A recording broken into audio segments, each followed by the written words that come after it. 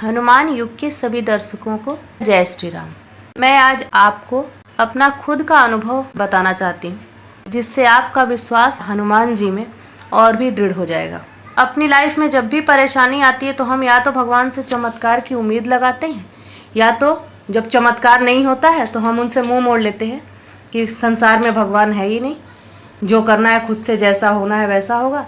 या तो हम अपने किस्मत को दोष देते हैं, और ऐसा इसलिए होता है क्योंकि हमको हमारे काम में कभी सफलता नहीं मिल रही होती है, या बहुत ज़्यादा मेहनत करने पर थोड़ी सफलता मिल रही होगी। जॉब में परेशानी आ रही हो, परिवार में परेशानी आ रही हो। परेशानी की कमी नहीं है इस संसार में, हर किसी के साथ कोई ना कोई परेशानी जुड़ी हुई है। उस समय हमारे पास दो रास्ते होते हैं, या तो हम भगवान की शरण में चले जाएं और सब कुछ उन पर छोड़ दें, या चमत्कार ना दिखाने के कारण हम उनसे मुंह मोड़ लें कि संसार में भगवान है ही नहीं और अपने जीवन को नष्ट कर लें। लेकिन जब हम आध्यात्म में होते हैं, भक्ति में होते हैं, तो यही परेशानी का समय हमारा कैसे निकल जाता है, और बड़ी आसानी से निकल जाता है, और उसमें ही उम्मीद की किरण दिखने लगती है आपको, और धीरे धीरे आपके काम बनने लगते हैं। और ये काम आपकी मेहनत से या आपके सोचने से, आपके करने से नहीं होता है। ये जब हमारे प्रभु का हाथ हमारे ऊपर होता है तब होता है। बस हमको एहसास इसका बहुत देर में होता है। जब हम चारों ओर परेशानियों से घिरे रहते हैं और हमें कोई सहारा नहीं दिखता, कोई उम्मीद नहीं दिखती है, तब हम जब उसकी शरण में जाते हैं तब हमारे काम बनने शुरू होते हैं। बस भरोसा करके हमको उनकी शरण में जाने की ज़रूरत होती है। हमारे हनुमान जी एक ऐसे देवता हैं जो कलयुग के राजा हैं और आज भी इस पृथ्वी पर हैं। ये हम सभी को पता है। उनका अनुभव अगर हम सच्चे दिल से करते हैं तो बहुत जल्दी होता भी है। बहुत जल्दी वो एहसास कराते हैं कि वो हमारे साथ है। बस हमको पूर्ण समर्पण के साथ उनको दिल से एक बार राम बोलकर पुकारने की ज़रूरत होती है। वो इतने में चले आते हैं।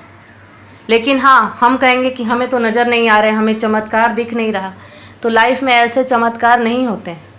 और जब आपके काम कभी बनने लगते हैं तो ऐसा लगता है कि यार मैंने तो ये काम ऐसा कर लिया, मैंने बड़ी मेहनत की और मुझे सफलता मिल गई, तो ये सफलता आपको पहले क्यों नहीं मिली थी? सच्चाई ये है कि ये प्रभु ने आपका काम किया है, बस हमको इसका एहसास नहीं होता है। अगर इतना ही हम सक्षम है अपने काम को करने के लिए, हमारा अगला जीवन कैसा होगा ये हमें पता है क्या? अरे हम एक सांस अंदर बाहर अपनी मर्जी से नहीं कर सकते। कब क्या होगा हमें भरोसा नहीं है, पता नहीं है। फिर हम कोई भी काम करते हैं तो उसका श्रेय खुद लेना चाहते हैं कि मैंने ये काम कर दिया। हम कोई भी काम करें भगवान को समर्पित करके करें, उस काम में हमें सफलता मिलती है। और अगर हमारे पुराने कर्म अच्छे नहीं हैं तो फल तो मिलता ही है, लेकिन प्रभु की शरण में जाने के बाद वो बहुत आसानी से बुरा समय निकल जाता है और वापस अच्छा समय आता है। भगवान कभी भी अपने भक्त को अकेला नहीं छोड़ते हैं, सभी को पता है, बस एहसास उसका नहीं होता है। मैं आपसे अपना एक अनुभव बताती हूँ। एक समय ऐसा था जब मैं अपनी लाइफ में बिल्कुल अकेली थी। सारे रिश्तेदार थे, सब एक तरफ, सभी आपका विरोध कर रहे होते हैं और आप अकेले लड़ रहे होते हैं। वो लड़ने की हिम्मत कौन देता है वो हम कभी समझ नहीं पाते। और जब कोई साथ नहीं देता है ना, उस समय हम पूरे समर्पण भाव से प्रभु की शरण में जाते हैं कि अब आप देख लो, आपके सिवाय हमारा इस दुनिया में कोई नहीं, आपको जो सही लगे वो करो। और तब आप अकेले भी खड़े रहोगे ना तो सफलता आपको मिलती है। और ऐसा मेरे साथ हुआ है। हमारे घर में, परिवार में पूजा पाठ का माहौल था, हनुमान जी की पूजा भी होती थी, तो हम लोगों को हनुमान चालीसा, बजरंग बाण, ज़्यादा कुछ नियम नहीं मालूम था लेकिन सब याद था। राम स्तुति, भाव में उतने करे ना करे लेकिन अच्छा लगता था तो करते थे और दिल से करते थे। बस ये भक्ति में हम जा रहे हैं ये हमको पता नहीं होता है, अनुभव नहीं होता है उसका। उस समय आदत लगी थी हमेशा मंदिर जाने की, कोई भी मंदिर मिल जाए वहाँ पे माथा टेक के जाना है। और हनुमान मंदिर तो हमारे यहाँ हर गली में आपको मिल जाएगा। धीरे धीरे काम बनना शुरू हुआ। शादी के बाद ऐसा हुआ कि लाइफ में जब रिस्पॉन्सिबिलिटी बढ़ जाती है तो इंसान बिजी हो जाता है। और फिर जब मैं मुंबई आई तो हमारे एरिया में हनुमान मंदिर कहीं नहीं दिखता था। उस समय हमारे पास साधन भी नहीं था आने जाने का, और ऑफिस का काम मेरे पति का ऐसा था कि सुबह जाते थे 5 बजे से और रात को आते थे, खाए पिए सो गए। एक संडे छुट्टी मिलती थी तो वो भी लाइफ चलाना है तो कभी ओटी के नाम से जाना है, क्योंकि पैसा तो चाहिए इंसान को। कभी छुट्टी मिली तो आज रेस्ट करना है। वो भगवान को मानते तो थे, लेकिन इससे क्या होता है, ऐसा करना ज़रूरी है क्या, ये सिद्धांत भी था। आज के युवा को कुछ चीज़ें ऐसे पढ़ाई गई हैं और ऐसे सिखाई गई हैं ना कि उसका ध्यान इस तरफ जाता बहुत कम है, और अगर देखता भी है किसी को तो वो सोचता है वो अंधविश्वास में है, वो कर्म कांड में है, इससे क्या मिलता है। लेकिन ये सभी चीज़ें हमारे प्रभु की तरफ हमको जोड़ने के लिए होती हैं। उसके बाद आप चाहे जैसे भी करो अपनी भक्ति। तो उतना मंदिर जाना वगैरह होता नहीं था, लेकिन मेरे मन में हमेशा रहता था कि यहाँ पे मेरा मंदिर जाना नहीं हो रहा है, मुझे कहीं हनुमान जी का मंदिर नज़र नहीं आ रहा है। घर में स्तुति हनुमान चालीसा बस हो जाता था। एक समय ऐसा था कि बस सुबह शाम दिया बत्ती कर पाए, फुर्सत नहीं मिला बच्चे होने के बाद।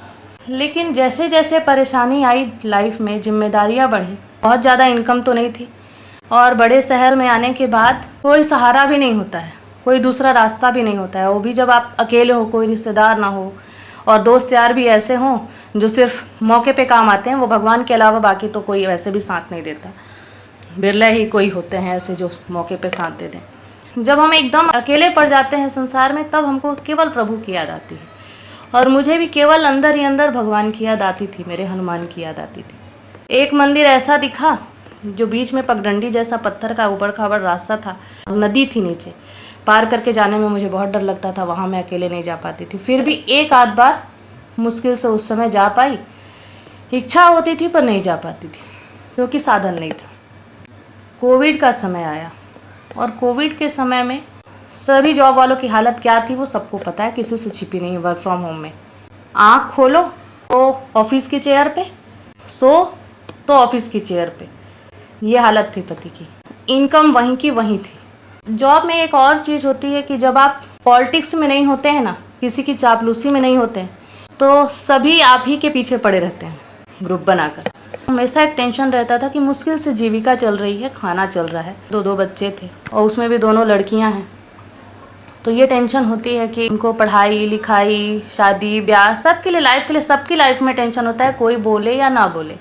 और उस बीच में जब आप दिन रात ये सब देखते हो कि एक मिनट इंसान को फुर्सत नहीं है अपने लिए, परेशानी है, परिवार को समय नहीं है, तो आपस में लड़ाई झगड़े किचकिच भी बहुत होता है। खाने की फुर्सत नहीं है, चाय की फुर्सत नहीं है। ऐसे अपने बीच भी हुआ। मन ही मन मैंने डिसाइड किया कि मेरा मंदिर जाना बहुत कम हो गया, मैं पास में जो मंदिर में उसी में जाऊंगी। पास में एक साईं मंदिर था, मैंने वहाँ गया। वहाँ पे राम दरबार एक रखा हुआ था, और मेरी आदत है मैं किसी भी मंदिर में जाती हूँ तो मेरे मुख से राम राम ही निकलता है। वो डिसाइड किया। कुछ दिन बाद फिर घर पे ही हनुमान चालीसा स्टार्ट किया, रेगुलर राम स्तुति स्टार्ट की।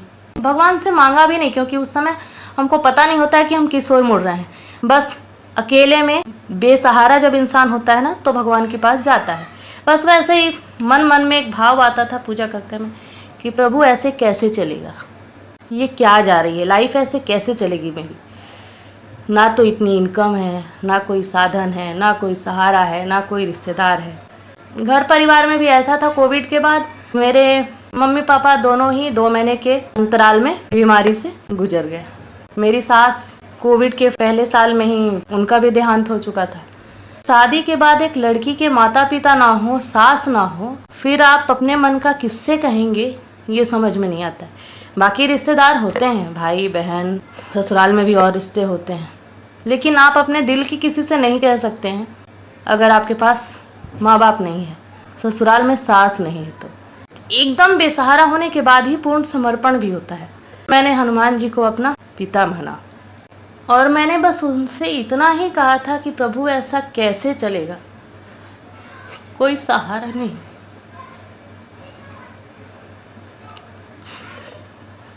उसी समय इनका एक दोस्त था जो एक बिजनेस कर रहा था, उसमें इसने कुछ हेल्प मांगी और उसके बदले जो पैसे देने थे उसने नहीं दिए। फिर ये प्रेरणा प्रभु ही देते हैं, रास्ता वही देते हैं।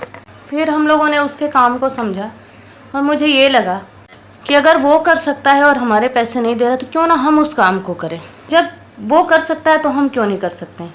हमने भी अपनी कंपनी डाली, ऑनलाइन बाहर का बिजनेस है हमारा, स्टार्ट किया। दिन रात उसके पीछे लग गए जॉब करते हुए। जॉब का जब समय आया रिज़ाइन देने का, नोटिस पीरियड पे जब आप होते हो तो और ज़्यादा परेशान किया जाता है।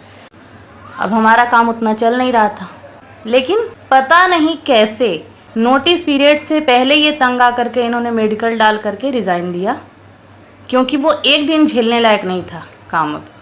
बहुत फ्रस्ट्रेट हो गए थे जॉब से। और पता नहीं उस बीच प्रभु की कैसी कृपा हुई, काम स्टार्ट करने के बाद हमारे पास 1-2 क्लाइंट आए। ऐसा लगा कि हम जितना जॉब में कर रहे थे उससे अच्छा थोड़ा हो गया है, चल सकता है।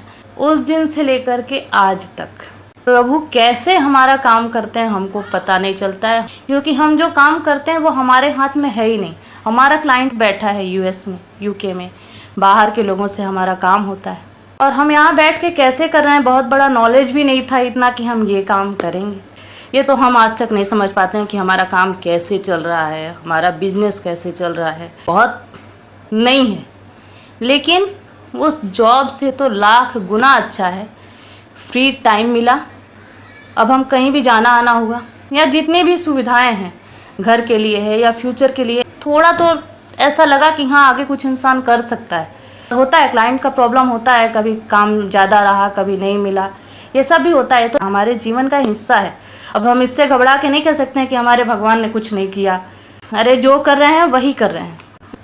फिर एक बार ऐसी स्थिति आई कि क्लाइंट नहीं थे, काम नहीं था, मुश्किल से 1-2 रह गए थे और फिर वैसे ही लग रहा था कि आगे कैसे होगा, अगर इससे भी डाउन हुआ तो क्या करेंगे। अब तो जॉब भी नहीं है, गैप होने के बाद अचानक से जॉब भी नहीं मिलता है। फिर मैंने भगवान से बोला, प्रभु आप देख लो क्या चल रहा है, कैसे होगा पता नहीं। मैंने फ्राइडे के दिन बोला है, उसी रात एक क्लाइंट आता है और सारी प्रॉब्लम सॉल्व हो जाती है। अब आप इसको चमत्कार नहीं कहेंगे तो क्या कहेंगे। मुझे बस जाके मन की बात बोलने की देरी होती है और वो काम हो जाता है। और इस चीज़ को आप भी कभी अनुभव करिएगा जब आप बिल्कुल अकेले होते हैं। ये नहीं संसार में रह के इधर भी ध्यान है उधर भी ध्यान है, मेरा ये काम मैंने किया, उस पे नहीं। जब आप बिल्कुल बेसहारा होते हैं और कोई उम्मीद नहीं रहती, किसी और से नहीं रहती है, तब आपको समझ में आएगा कि आपका काम कौन कर रहा है। फिर टेंशन आई लाइफ में। फिर एक समय ऐसा आया कि क्लाइंट सभी पैसे देने में इतने अच्छे नहीं होते हैं, उसका पैसा अटक गया और हमारे जो एम्प्लॉई हैं, काम कर रहे हैं, उनको अगर हम पेमेंट नहीं करते हैं तो प्रॉब्लम हो। यहाँ 5-5 महीने से पैसे अटक गए। सबके बात भी सुनने को मिलती है। जब भी हम परेशान होते हैं तो जिस मंदिर पहले हम नहीं जा पाते थे उसमें प्रैक्टिस हो गई जाने की, तो अब जब मन करता है, जिस समय मन करता है, हम वहीं जाके बैठ जाते हैं। और उस परेशानी के टाइम भी हम वहीं बैठते थे। और 20 दिन के अंदर हमारा वो सारा पैसा कैसे आया हमको नहीं पता चला, क्योंकि उसी क्लाइंट ने बाकी किसी के पैसे नहीं दिए हैं क्लियर। तो इसको आप चमत्कार नहीं कहेंगे तो क्या कहेंगे। ऐसे छोटी छोटी लाइफ में तो बहुत सारे अनुभव प्रभु देते हैं। मैं आपको अब किसी और एपिसोड में बताऊंगी अपने छोटे छोटे अनुभव। अगर हम दिल से पुकारें तो किसी न किसी रूप में प्रभु हमारे पास आते हैं, बार बार आते हैं। मैं ये नहीं कहती कि मैं उनकी बहुत बड़ी भक्त हूँ, मुझसे भक्ति नहीं होती। मैं अगर आज कह रही हूँ कि मैं ये काम करूँगी और मैं कल वो नहीं कर पाती हूँ, हमारे हाथ में तो कुछ ही नहीं है। लेकिन फिर भी जिस अवस्था में हो, जैसे भी हो, बस हनुमान जी की पूजा में तो इतना ही है। लोग बोलेंगे इतने पाठ कर लो, उतने पाठ कर लो, सब कर लो, लेकिन अगर आप दिल से राम राम राम राम भी करते हैं, उससे बड़ा पाठ, उससे बड़ी पूजा कुछ भी नहीं है। हनुमान जी उतने से खुश हो जाते हैं और आपके पास आते हैं। एक बार आप दिल से उनको राम बोलकर पुकार कर देखिए, बाकी संसार के सारे सहारे छोड़ कर देखिए, उम्मीद छोड़ कर देखिए, केवल एक उम्मीद लगाइए, एक सहारे की उम्मीद करिए हमारे प्रभु से, हमारे हनुमान जी से। और वो आपके पास ना आए, आपका काम ना हो, ऐसा हो नहीं सकता। और मैं आपको छोटे छोटे अपने अनुभव अगले एपिसोड में बताऊंगी, क्योंकि इतने सारे अनुभव हैं, बहुत बड़ा वीडियो हो जाएगा। और मैं आपको महाकुंभ में गई थी, वहाँ का भी आपको एक्सपीरियंस दूंगी। अभी तक के लिए इतना ही। जय श्री राम।